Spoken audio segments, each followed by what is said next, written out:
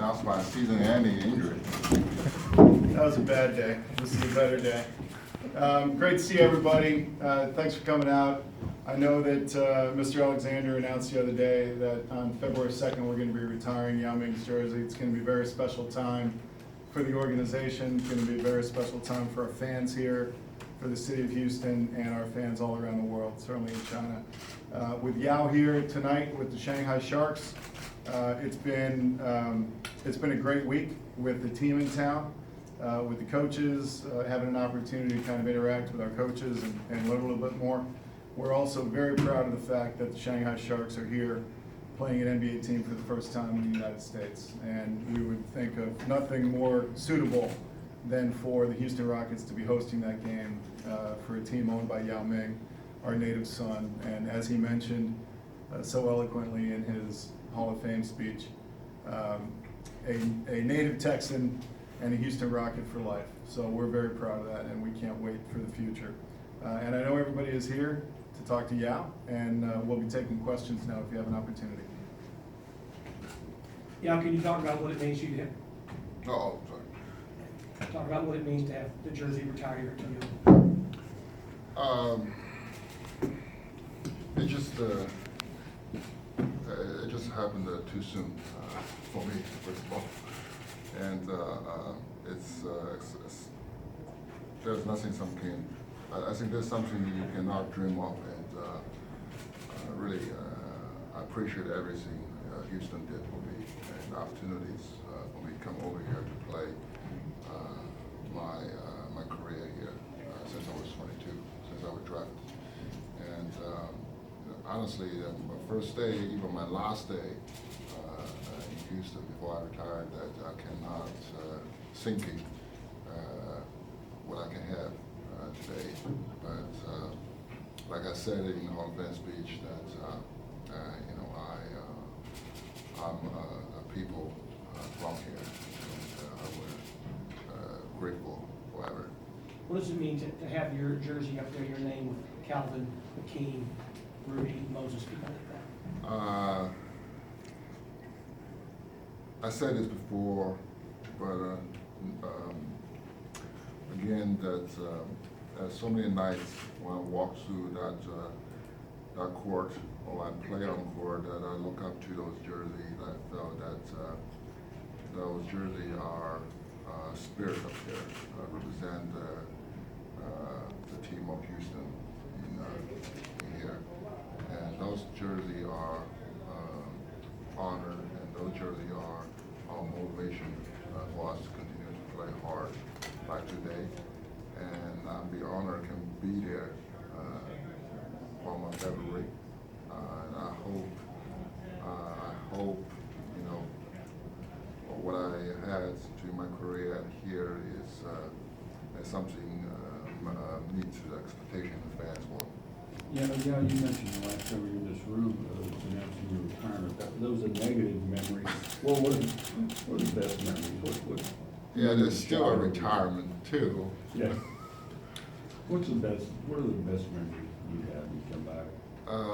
First day in Houston when I just came over, a very warm welcome at the airport from the fans.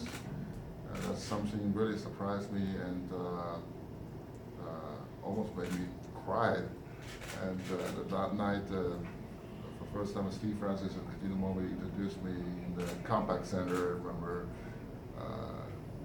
now is the church, right? It's, Yeah.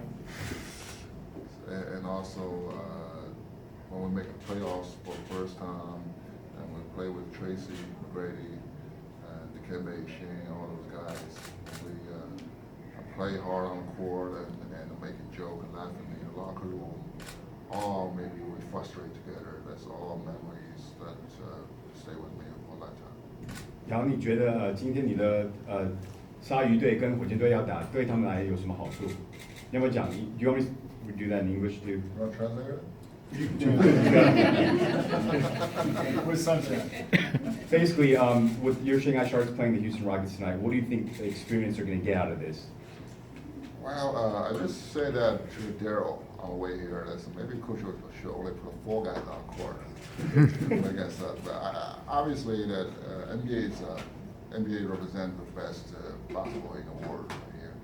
We feel very fortunate that can be here to be part of it and to play again here. And that way, really a good test for us to see, where, the measurement for us. We're prepared for our season too, for the CBA. It started about the same time when NBA started. And if a player can walk into the stadium to play in front of over 10,000 fans, that's some different experience. That's really where I believe we'll give them a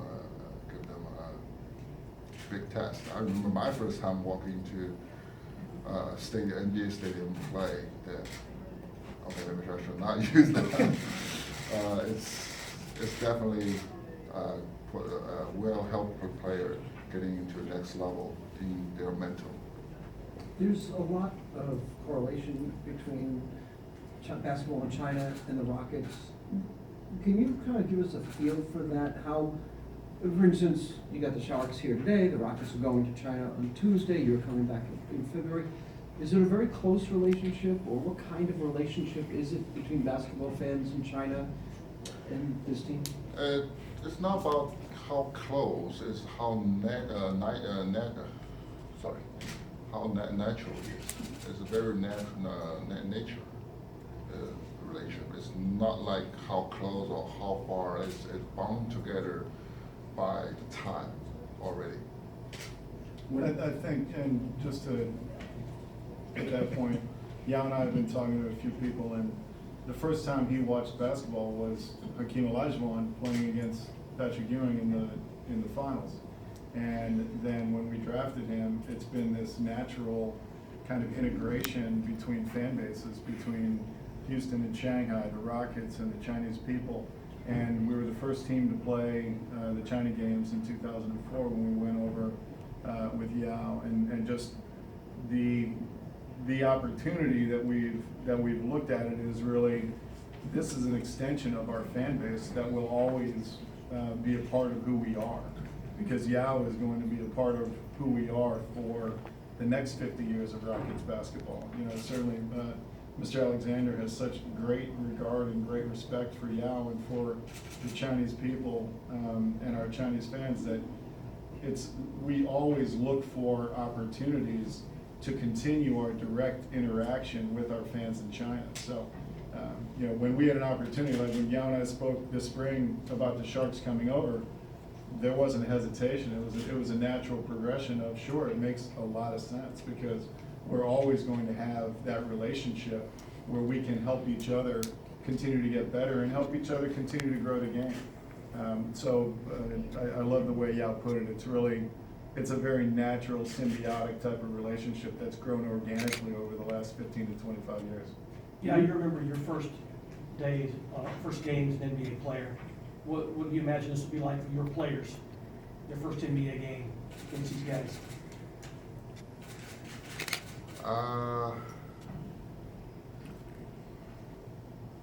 Feel the air.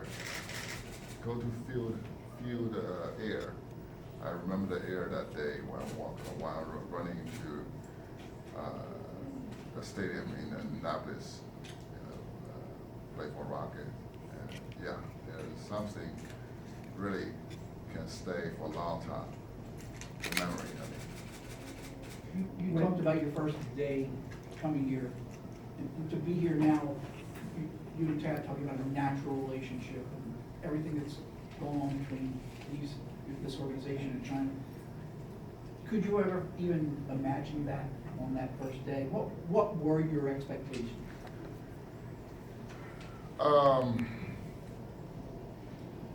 No, that's very simple. I didn't expect that, and I hope the next generation of Chinese player can dream much bigger than we are.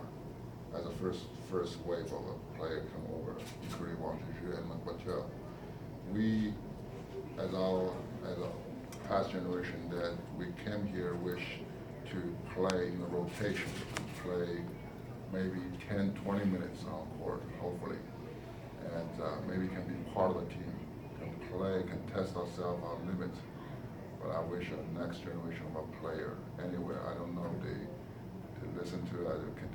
to us or see us, but I wish them to dream much bigger than we are. When you see NBA players now go to China, as so many do every summer, and they're so well known and so popular there, not just Rocket players, but throughout the league, how do you feel about your role in making that happen, to where they are so well known there? Honestly, I never think of that. I just let that happen, and try thinking less and focus what I need to do currently. Every player in the NBA owes a debt of gratitude to Yao Ming. He's opened up incredible doors on the marketing front. He's opened up incredible opportunities for the league to continue to expand and grow. It's something that's happened, and I think the most important thing, kind of to Fran's question, and also what is universal, is that you have to be able to play. So the reason Yao was drafted #1 is because he had the ability to be the best center in the world. And that's why Leslie drafted him #1. All the other stuff was going to be nice if it worked out, but he had to be able to play basketball. And that's the way we look the same way with Zhou Shi right now, is that we're hopeful that this young man can be a really good basketball player. He just happens to be from China. But you need to continue to develop the game. You need to continue to grow the game. And the way that the game has exploded in China is a direct relation to Yao Ming's ability and Yao Ming's ability to handle all the pressures that he had to face when he first came into the league and when he grew in his career. So I can tell you, everybody in the league, teams, players, executives, we owe a great debt of gratitude to Yao Ming and everything he's done for the game of basketball. Yao, how do you feel that basketball has grown internationally since you've come over? And where do you feel like the future is going? Well, the future is going to a premier, the guy who can shoot the ball from half court. That's where basketball goes. Oh, I know what you're saying. Basketball has become a very global game. If you think of some other sports like soccer, probably there's a few continental, a few countries that not play with, but baseball, or American football. There's always some place that don't, but it's very rarely do you see some place that have no basketball in there. So that's why basketball is so convenient for people. You can play with half court only, and with not necessary 5-on-5, you can play only 2-on-2, even just in the 1-on-1. So that game is so convenient, and also that game is give a young man opportunity to easily to access into a court, into a friend, to a circle, and with a very not very expensive equipment on there. And the basketball now has become the most popular game, not only in China, or States, in the world too, like you just said.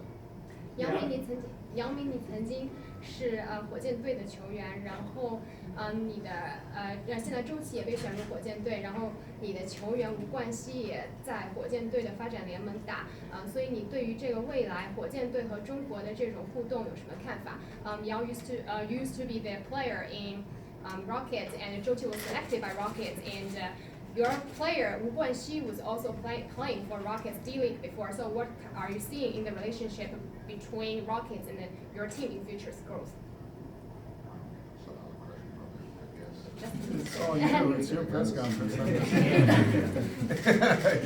Yeah, I think we might be actually skirting both rules between the CBA and the NBA. So I would say, again, to my original point, if you can play basketball, the sophisticated scouting systems that we have, as well as the amount of tape that our scouts watch, our coaches watch, if you can play basketball, you're going to be found, no matter where you are in the world. And we happen to have a very close association with the people of China. We've been there quite often, but I wouldn't exactly say that there's a direct